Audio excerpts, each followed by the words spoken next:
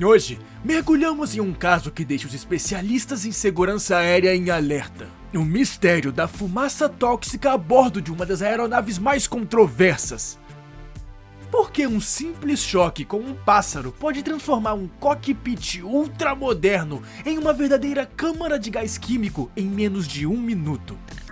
Como um dispositivo projetado para proteger a estrutura do avião acaba se tornando um dos pontos mais frágeis para a respiração dos pilotos. E acima de tudo, apesar dos relatórios internos alarmantes mencionando um risco catastrófico, por que esse avião ainda não está proibido de voar por essa razão específica?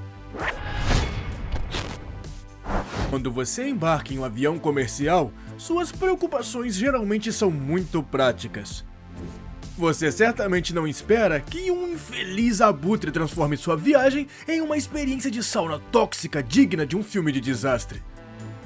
No entanto, foi exatamente isso que os passageiros e a tripulação de um Boeing 737 MAX 8 da companhia Southwest viveram em 5 de março de 2023. Durante a decolagem de Havana, um pássaro imprudente foi sugado pelo motor direito.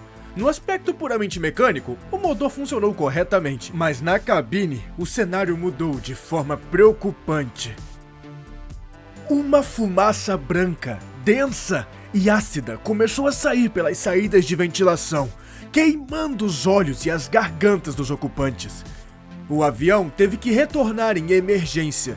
E embora todos tenham saído ilesos, o incidente levantou uma questão urgente para os engenheiros. Por que uma falha no motor, apesar de espetacular, mas clássica, provoca tal contaminação do ar respirável? 9 meses depois, a mesma cena se repetiu em Nova Orleans. Dessa vez, uma águia careca atingiu o motor esquerdo. O cockpit se transformou em um verdadeiro aquário de fumaça química, tão densa que o copiloto disse quase não conseguir ver o comandante, que estava a poucos centímetros dele. Esses dois eventos não são coincidências isoladas, mas a manifestação direta de uma característica técnica pouco conhecida e hoje contestada dos motores de nova geração que equipam a frota mundial. A origem desse problema tem um nome particular na engenharia: o Load Reduction Device, ou LRD. Para entender bem esse problema, é preciso imaginar o motor CFM LEAP 1B do 737 MAX como uma enorme turbina, cujas pás são cada vez maiores e mais leves para consumir o mínimo de combustível possível. É um dos motores mais eficientes do mundo. No entanto, esse tamanho imponente tem um preço.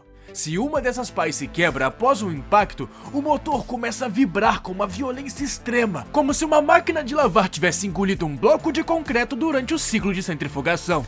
Essas vibrações são tão fortes que, teoricamente, poderiam arrancar o motor de seu suporte ou destruir a estrutura da asa.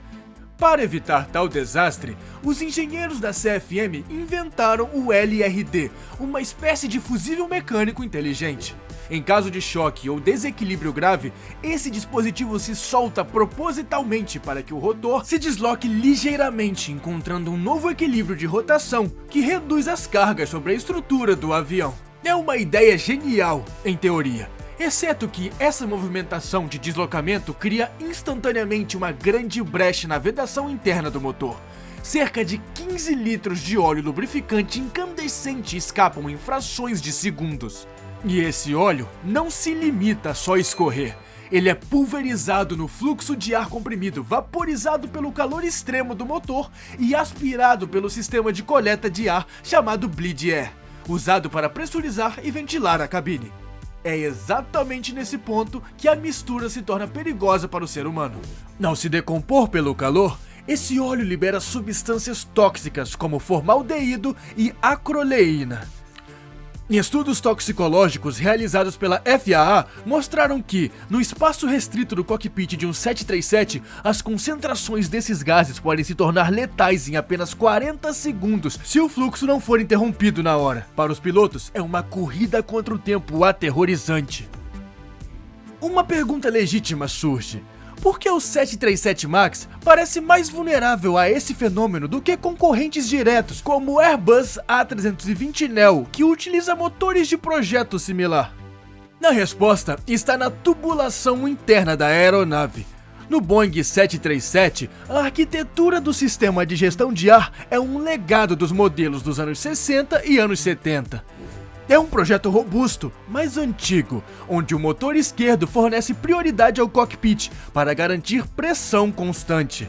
Se esse motor esquerdo sofre uma falha e o LRD é ativado, o óleo vaporizado é enviado diretamente aos pilotos, que são os primeiros a receber a contaminação.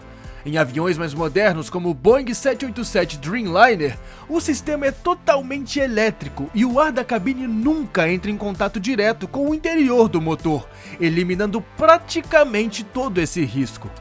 No Max, outro fator agrava a situação. Na válvula de regulação, que deveria cortar o fluxo de ar em caso de problema, não fecha instantaneamente. Durante esses preciosos segundos de atraso, o sistema continua enviando uma mistura de ar e óleo tóxico diretamente no rosto da tripulação. Diante da gravidade desses incidentes, um relatório interno da FAA, revelado em novembro de 24 pela imprensa especializada, usou termos que não foram nada diplomáticos. Fala-se explicitamente em risco potencial catastrófico. Especialistas e engenheiros do órgão recomendaram mudanças imediatas de projeto e procedimentos para proteger as tripulações. A ideia mais simples e mais barata no momento seria modificar radicalmente os procedimentos de decolagem para todas as companhias que operam Max. Ao cortar temporariamente a coleta de ar do motor esquerdo nos primeiros minutos de voo, seria criada uma barreira física. Mesmo que o motor engula um pássaro e o LRD libere óleo, ele não poderia entrar no cockpit. Outra solução mais complexa seria alterar a lógica de voo do avião, para que a válvula de coleta de ar se feche preventivamente assim que uma vibração extrema seja detectada pelos sensores, sem esperar que o motor desacelere. No entanto, apesar da clareza das recomendações, o topo da FAA ainda não considerou necessário tornar essas medidas obrigatórias. E por que tal hesitação? As autoridades consideram que, enquanto os pilotos conseguirem pousar a nave, mesmo após quase sufocarem e pilotarem em uma nuvem química, o sistema de segurança global é considerado funcional segundo a regulamentação. É uma visão fria e matemática da segurança que irrita os sindicatos de pilotos. Eles afirmam que está brincando demais com os limites da resistência humana e que não se deveria esperar um acidente para corrigir um defeito de projeto conhecido e documentado. Mas então, esse avião está realmente proibido de voar, como alguns títulos alarmistas podem sugerir? A resposta é não. Por enquanto, as autoridades se limitam a enviar boletins recomendando que as companhias treinem bem seus pilotos para essa situação. O 737 MAX continua transportando milhões de passageiros diariamente em todo o mundo, porque estatisticamente falando, as chances de encontrar um pássaro exatamente no momento em que o motor está em plena potência são extremamente baixas. Mas o cenário mudou desde as tragédias do MCAS. Os relatórios agora são públicos e as investigações do NTSB são analisadas em tempo real nas redes sociais por especialistas do mundo inteiro, e cada incidente técnico é minuciosamente examinado. Pode-se ver isso como um avanço positivo. Se você voar em um Max amanhã, pode ter certeza de que os pilotos estão plenamente conscientes deste risco específico. Eles agora treinam especificamente para reagir em poucos segundos e garantir a segurança do voo.